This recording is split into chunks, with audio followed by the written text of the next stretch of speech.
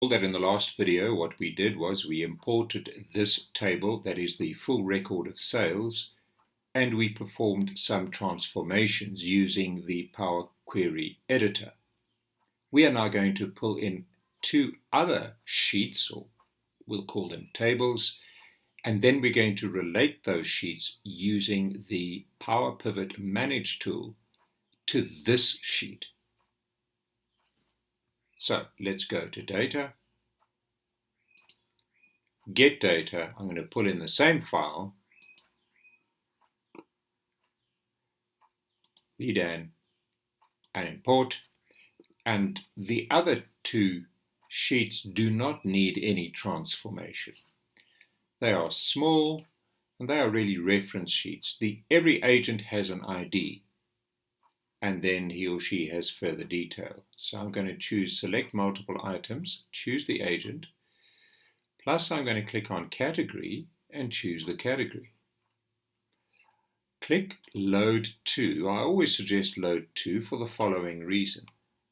When this comes up, you must have the option of, and of course it has chosen it by default because I did it last time, but you must have the option of turning that on. Plus, I do not recommend creating a connection, but some people do. I like to pull in the entire table, obviously at the expense of using more resources. So here we go, pulling them both in, the agent and category, pulling them both in. Not a lot of data there, but you'll see, there we go, category ID, agent ID. I'm going to double click this and call this agent. I'm going to double click that and call it category. Okay. Now I need to go to my PowerPivot ribbon, and I'm going to go to Manage. And what happens here with Manage is that it invokes the PowerPivot window, and I'm able to manage the data. Sales, agent, category. Watch here. We're looking at data. Up here we can look at diagram view, and if I place sales, I like to do this, it's not critical, but just to give it a kind of spatial relevance, I like to put the main table in the middle and then the reference tables on the side.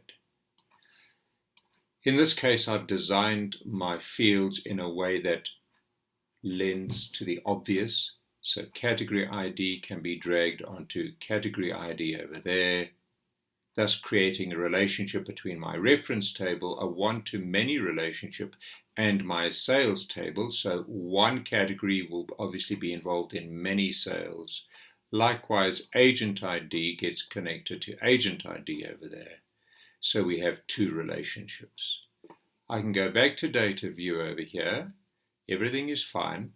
And in fact, I could generate my pivot table straight from Microsoft PowerPivot. One can close this and one can go to back to the actual Excel files, but they are now connected, as it were, joined at the hip, so one can operate from any area. Just something, by the way, I like to create a measure here. So let's go to income and just do an auto sum of income. This will become more apparent later when we do KPIs. Likewise, let's create another measure here for target, and let's generate auto sum on the target. All right, there we go. All right, so sum of income, sum of target. If we widen those columns, we'll see it'll give the entire amount, 40 million there.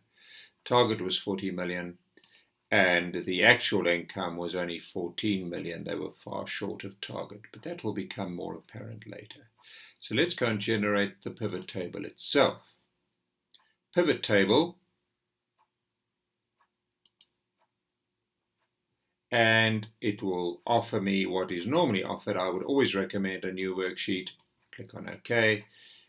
And here we need to be very careful. I'm going to collapse my ribbon just to give me some more vertical space. But here we need to be very careful. All the tables are presented, but these are without relationships and these are with relationships. And notice that there is the database symbol there.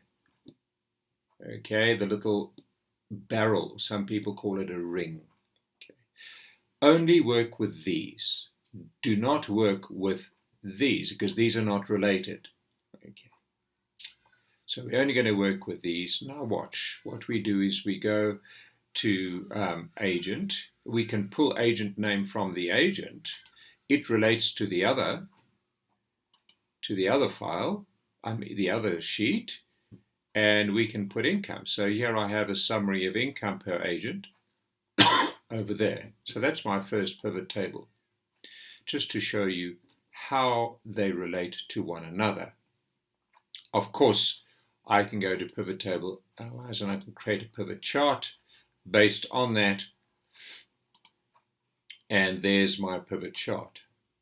In addition to which, I can now in fact insert a filter or a slicer, and the slicer will then involve other fields. Please always remember to click on the All button because we're dealing with more than one table here. Okay, so let's say, for example, I want to look at category as a slicer. Okay, plus I want to look at the agent's office. When I say agent's office, that's the area that he operates or she operates from. So here we go. There's the office. Okay, and here's the here's the category. All right, I'm just going to make the slicer smaller, and here's the category. Okay, so for example, if I click back in the pivot table and click Bloemfontein, there, Jones's sales in Bloemfontein.